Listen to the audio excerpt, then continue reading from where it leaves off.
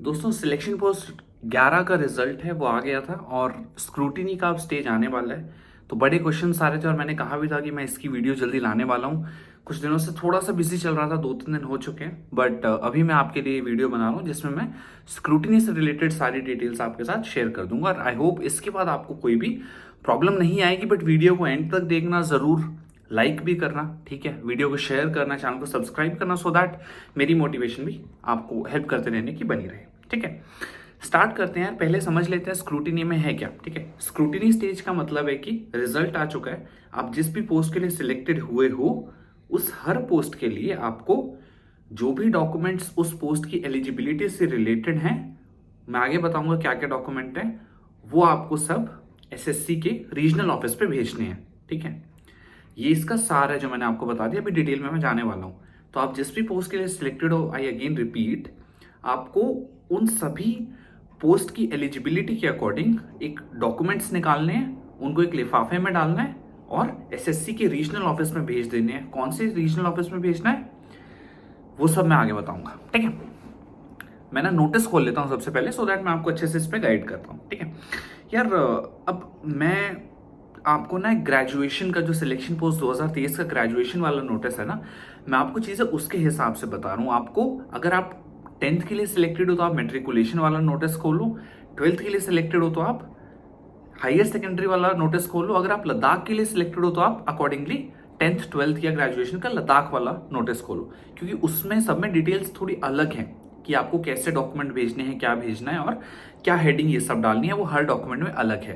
मैं आपको ग्रेजुएशन के लिए बता रहा हूँ, बाकी आपको थोड़ा रिलेट करके देखना पड़ेगा अपने पोस्ट के हिसाब से, अपने लेवल के हिसाब से, अलग अलग नोटिस से। ठीक है, तो देखो शुरू करते हैं। क्या देखो, सबसे पहली चीज है कि जो भी कैंडिडेट शॉर्टलिस्ट हुए हैं, ठीक है, अक्टूबर 6 आपकी डेडलाइन है जब तक आपको ये सारे डॉक्यूमेंट भेज देने हैं।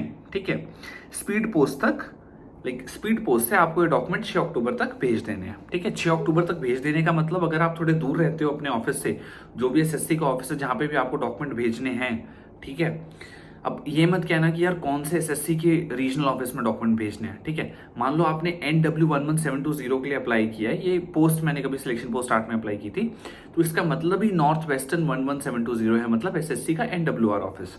अगर आपने एनआर की कोई पोस्ट के लिए अप्लाई किया है मतलब आप एनआर रीजन में भेजोगे।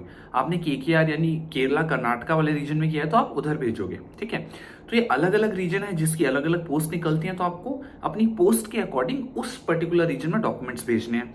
अब डॉक्यूमेंट्स भेजने कौन से हैं? ठीक है, पहला जो आपका डॉक्यूमेंट आपको भेजना है, आप सबसे पहले पता है क्या करना, जिस भी पोस्ट के लिए आप सिलेक्टेड हो, आप रिजल्ट तो आपने देख लिया है, आप एसएससी में पोर्टल में लॉगिन करो, देखो कि आपने किस किस पोस्ट के लिए अप्लाई किया है और उस पोस्ट की ना पोस्ट डिटेल्स खोल लो।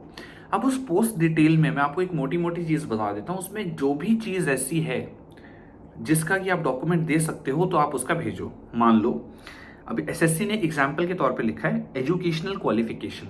अब मान लो आपने ग्रेजुएशन लेवल की एक पोस्ट भरी है तो आप उसमें अपनी ग्रेजुएशन से रिलेटेड सारे डॉक्यूमेंट लगा दोगे। ठीक है, जैसे मान लो मैंने बीटेक की है तो मैं अपनी हर सेमेस्टर की मार्कशीट और अपनी फाइनल मार्कशीट में ये सब चीजें लगा दूंगा। ठीक है, अच्छा, अगर आपके पास ये क्वेश्चन बहुत आता है कि अगर मेरे पास सेमेस्टर की हमारे यहाँ इशू नहीं होती और हमारे यहाँ फाइनल ही एक मार्कशीट इशू होती है, डिग्री इशू होती है, तो यार आप वो लगा देना, जो भी आपके कॉलेज या सिस्टम के अकॉर्डिंग है आप उसके अकॉर्डिंग करो। ठीक है, तो मेन बात है कि आपकी जो क्वालिफिकेशन है, जो आपकी एजुकेशन है, जिसके बेस पे आपने पेपर भरा है 10वीं का, 12वीं का या ग्रेजुएशन का, तो आप उसके अकॉर्डिंग अपनी एजुकेशन क्वालिफिकेशन लगाओ। अच्छा, ग्रेजुएशन वाले 10वीं 12वीं ग्रेजुएशन तीनों का भेजेंगे। ठीक है, अच्छा, 10वीं 12वीं वाले में ऐसा है कि अगर आपकी 10वीं की इन्होंने एजुकेशन क्वालिफिकेशन मांगी है तो आप 10वीं की डिग्री दोगे चलेगा, 12वीं वालों में आप 12वीं और 10वीं की दे दो तो चलेगा।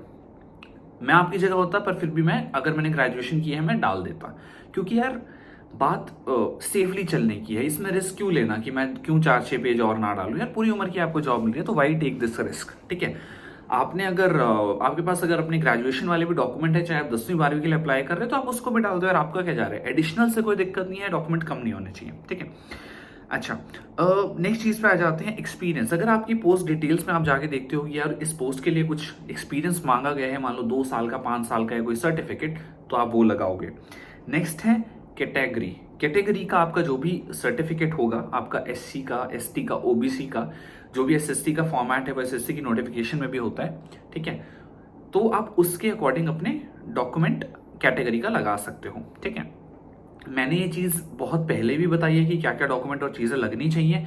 जिसने भी ये चैनल सब्सक्राइब किया हुआ है तो उन्हें ये सब चीज़ें बहुत पहले से पता है।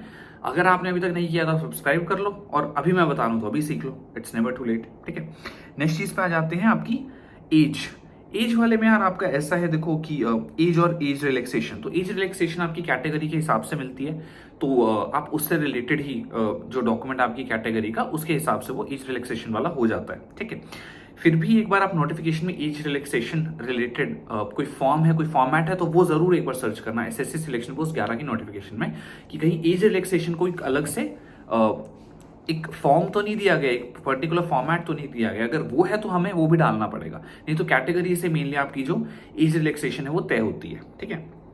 नेक्स्ट पे आ जाते हैं, तो आपका एज हो गया, एज रिलैक्सेशन हो गया, और आपका एप्लीकेशन फॉर्म होना चाहिए। एप्लीकेशन फॉर्म डाउनलोड का लिंक मैंने अभी एक ही कमेंट पढ़ा था किसी का कि डाउनलोड हो पा रहा है जैसे आपने बताया है। तो आप एसएससी की वेबसाइट पे जाके लॉगिन करो, सिलेक्शन पोस्ट 11 के अंडर जाओ, और वहां पे आपको प्रिंट का ऑप्शन मिलेगा, ठीक है। आप वहां पे 5-6 मेन्यू होंगे, तो आप प्रिंट के ऑप्शन में जाके देखना, वहां पे आपको एप्लीकेशन फॉर्म डाउनलोड होने का तरीका मिल जाएगा। मैंने एक स्पेशल वीडियो भी इस पर डाली है, नहीं तो आप वो देख लेना, आपको एग्जैक्टली पता लग जाएगा कैसे होगा, ठीक है।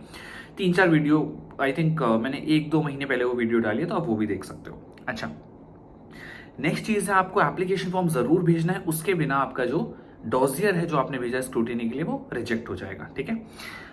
तो आपने चलो ये भी भेज दिया, आपका ये सब चीजें लग गई। अब उसके बाद क्या होगा कि आपको क्या करना है, इन सभी डॉक्यूमेंट्स के फोटो स्टेट भेजने हैं आपको, इसकी रियल डॉक्यूमेंट नहीं भेजना, फोटो स्टेट भेजना है।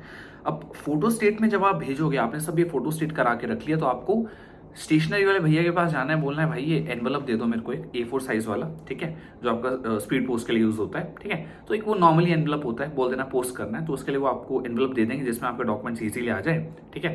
थोड़ा अच्छी क्वालिटी का ले लेना, फटे फटे नहीं, ट्रांसपोर्टेशन इस सब में, ठीक है, कोई दिक्कत नहीं होती, वैसे पहुंच जाता है। उसको लेके अपने डॉक्यूमेंट अंदर डाल के पूरा सील करके अपना जो भी फेविस्टिक के वो लगा के, अब आपको क्या करना है, आपको सबसे ऊपर है जो आपका ये आप जो ये एनवलप लोगे जिसमें आपके डॉक्यूमेंट्स हैं, एक बार आपने उसमें डॉक्यूमेंट डाल दिया, उसको सील कर दिया, आप क्या करोगे, उसके ऊपर आप लिख दोगे SSC selection post 11 graduation and above level, और अपना पोस्ट कैटेगरी का नंबर। अगर आप मेट्रिकुलेशन के हो तो आपको मेट्रिकुलेशन वाले नोटिस में देखना है क्या लिखा है, उधर लिखा होगा मेट्रिकुलेशन लेवल। अच्छा, अगर आप हायर सेकेंडरी वाले हो तो आप हायर सेकेंडरी वाला नोटिस खोलना, उसमें देखना क्या लिखा है, उसके अकॉर्डिंग आप लिखोगे। लद्दाख वाले हो तो लद्दाख वाला नोटिस खोलना, जिसमें ये सब डिटेल दी गई है, जो रिजल्ट राइट अप है उसके अकॉर्डिंग आप लिखोगे। मैं ग्रेजुएशन वाले से बता रहा हूँ, रिपीट, तो आप ग्रेजुएशन मत लिखना, अपनी पोस्ट के अकॉर्डिंग लिखना, ठीक है। तो आपने 3 चीजें लिखनी है, graduation and above level, post category number, selection post 11 भी ऊपर लिख देना, कोई दिक्कत नहीं है, ठीक है।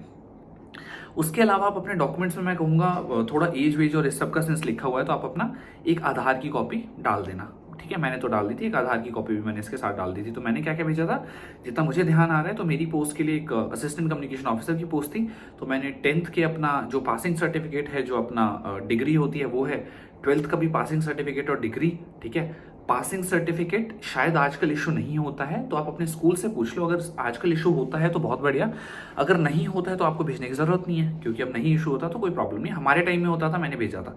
तो 10वीं 12वीं के पासिंग सर्टिफिकेट और डिग्री, और ग्रेजुएशन की सभी सेमेस्टर की आपकी जो भी मार्कशीट और फाइनल डिग्री, तो ये सब भेजना है। उसके अलावा मैंने भेजा था, तो मेरे वाले में पर्टिकुलरली यही चीज़ें रिक्वायर्ड थी, क्योंकि मैं जनरल से था, और 11720 जो मेरी पोस्ट थी उसमें कोई एक्सपीरियंस भी नहीं चाहिए था, ठीक है।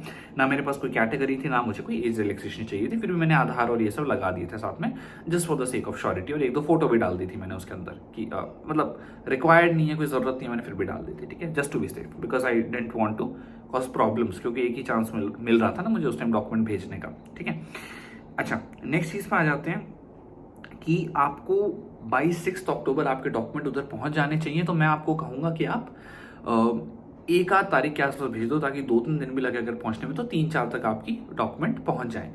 अगर जल्दी हो जाता है तो जल्दी भेज दो, आखिरी मोमेंट तक वेट मत करो। मैंने तो बहुत पहले डॉक्यूमेंट भेज दिए थे, आई थिंक 5-10 दिन पहले डेट से मैंने अपने डॉक्यूमेंट मेरे रेडी थे और मैंने अबाउट भेज दिए थे इकट्ठे करके, ठीक है। पूछ के बच्चों से कोई भी डाउट हो तो आप कमेंट करना, आपस में भी आप रिप्लाईज करो कमेंट पे देख के कि किसी की हेल्प आउट हो सकती है। तो टेलीग्राम ग्रुप्स बहुत सारे हैं सिलेक्शन पोस्ट 11 के एस्पिरेंट्स के ही, तो वहाँ पे भी आप पूछ सकते हो, आप कमेंट में भी पूछ सकते हो। I try to answer. देखो कमेंट्स बहुत सारे आते हैं, मेरे लिए थोड़ा मुश्किल होता है, but I try to answer जितना हो पाए, या फिर मैं एक स्पेशल वीडियो बना दूंगा, ठीक है। अच्छा, दूसरी चीज़ एक और मैं आपको बताने वाला हूँ कि यार बच्चों को थोड़ा डाउट होता है कि यार स्किल टेस्ट का कैसे है। तो जो बच्चे स्क्रूटिनी में क्वालिफाई करेंगे और अगर आपकी पोस्ट के लिए स्किल टेस्ट एलिजिबल है तो वो स्किल टेस्ट भी कराया जाएगा। अगर आपने 4 पोस्टों के लिए एसएससी सिलेक्शन पोस्ट 11 में आपका सिलेक्शन हुआ है तो आपको हर पोस्ट के लिए अलग अलग डॉक्यूमेंट अलग अलग एनवेलप में उस पर्टिकुलर ऑफिस में भेजने पड़ेंगे। चाहे एक ही ऑफिस के अंदर आपकी 2 पोस्ट हो, मान लो एनडब्ल्यूआर के अंदर आपकी 2 पोस्टों के लिए सिलेक्शन हुआ हो, तो आपको फिर भी 2 लिफाफे अलग से जिसमें सारी ये डॉक्यूमेंट होंगी, एक कॉपी, ठीक है, आप ये भेज दोगे, ठीक है। हाँ, ओके। तो एग्जैक्टली यार यही है, इसमें बहुत ज़्यादा डरने या वैसी कोई बात नहीं है स्क्रूटिनी में। तो आपका जो एनवेलप के ऊपर अब आपका सवाल होगा कि क्या क्या मतलब और क्या क्या लिखना होता है, तो आपका सबसे पहले ऊपर आएगा selection post 11 graduation and above level, उसके बाद अपना पोस्ट कोड आप लिख देना। उसके बाद आपका क्या आएगा, लेफ्ट साइड पे आप लिखोगे कि आप किसको भेज रहे हो, ठीक है। तो उसमें आपको देना है एसएससी का जो ऑफिस जहाँ पे आप भेज रहे हो उसका एड्रेस, ठीक है। वो मैं आपको एक बार देख के बता देता हूँ कि वो एग्जैक्टली कैसा एड्रेस होता है, ठीक है। अगर आप इसमें नीचे स्क्रॉल करोगे अपने रिजल्ट राइटअप्स में, तो यहाँ पे आपको एड्रेस आपका दिया रहता है, जो भी आपके एसएससी के ऑफिस हैं वहाँ पे आपको आपका एड्रेस मिल जाएगा। जस्ट अ सेकेंड, मैं एक बार देख लेता हूँ। ठीक है, आप लास्ट में स्क्रॉल करना, लास्ट में आप स्क्रॉल करोगे तो आपको एनेक्सर 2 के अंदर central region, eastern region, Karnataka, KKR, हर रीजन जिसके भी अंदर आपकी पोस्ट है ना, तो आपको 2 में डालना है जो भी आपका रीजन है। मान लो मैं सेंट्रल रीजन का एग्जांपल लेता हूँ, आपकी वहां की पोस्ट है regional director CR staff selection commission 34A MG road civil lines, Kendriya Sadan Prayagraj UP 211001। आपको ये सब डाल देना है 2 में, और आपको नीचे आपका जो ये लेफ्ट साइड में आपका ये आता है जिसको आप भेज रहे हो, और आपका राइट में बॉटम पे आता है कौन भेज रहा है, ठीक है। फ्रॉम करके आप डाल देना कि मान लो आपका नाम है आकाश, तो फ्रॉम आकाश केशवर, फुल आपका नाम, उसके बाद आपका मोबाइल नंबर, आपकी ईमेल आईडी, इन केस ये लॉस हो जाता है पार्सल तो आपको इन्फॉर्मेशन कुछ पता लगे। उसके बाद जब भी आप इसको अपने पोस्ट ऑफिस में आप इसको दे दोगे, इस पर्टिकुलर डॉक्यूमेंट को सेंड करवा दोगे, तो वो आपको एक स्लिप देगा जिससे आप ट्रैक कर सकते हो कि आपका जो पार्सल है वो पहुंचा कि नहीं। तो आप वो जरूर ट्रैक कर लेना, और तो कोई तरीका नहीं है पता करने का कि आपका जो पार्सल है वो पहुंचा है कि नहीं।